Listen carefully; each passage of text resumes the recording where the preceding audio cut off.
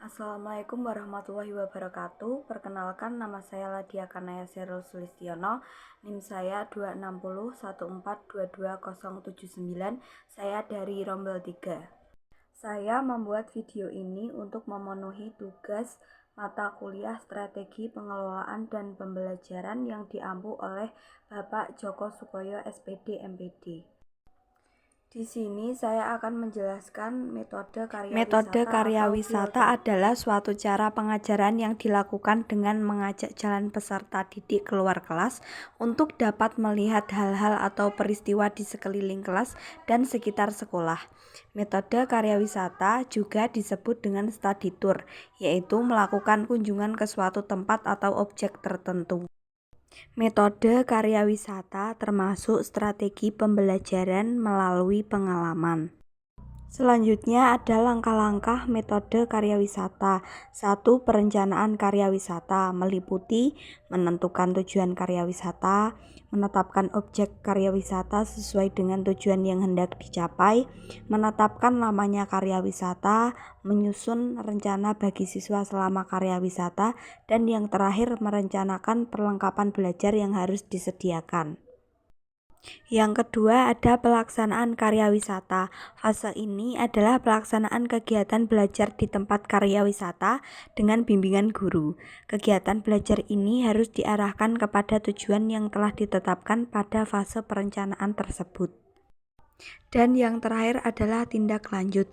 Pada akhir karya wisata, siswa diminta laporannya baik lisan maupun tertulis mengenai inti masalah yang dipelajari pada waktu karya wisata. Lalu ada kelebihan metode karya wisata. Yang pertama, siswa memperoleh pengalaman secara langsung. Yang kedua, dapat meningkatkan siswa dalam mempelajari sesuatu. Yang ketiga, dapat memperkaya dan menyempurnakan pengetahuan yang diperoleh siswa dalam kelas.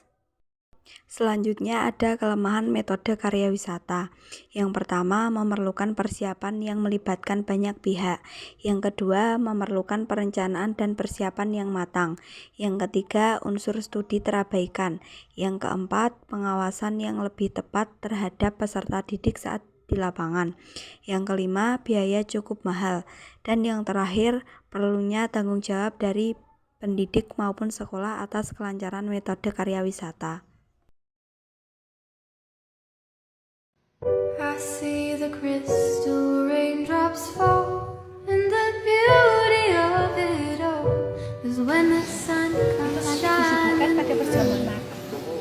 Tapi pembantu atau abdi dalam yang make those rainbows in my mind when I think of you sometime, and I wanna spend some time with you. Video tersebut sebagai contoh siswa study tour ke Keraton Yogyakarta.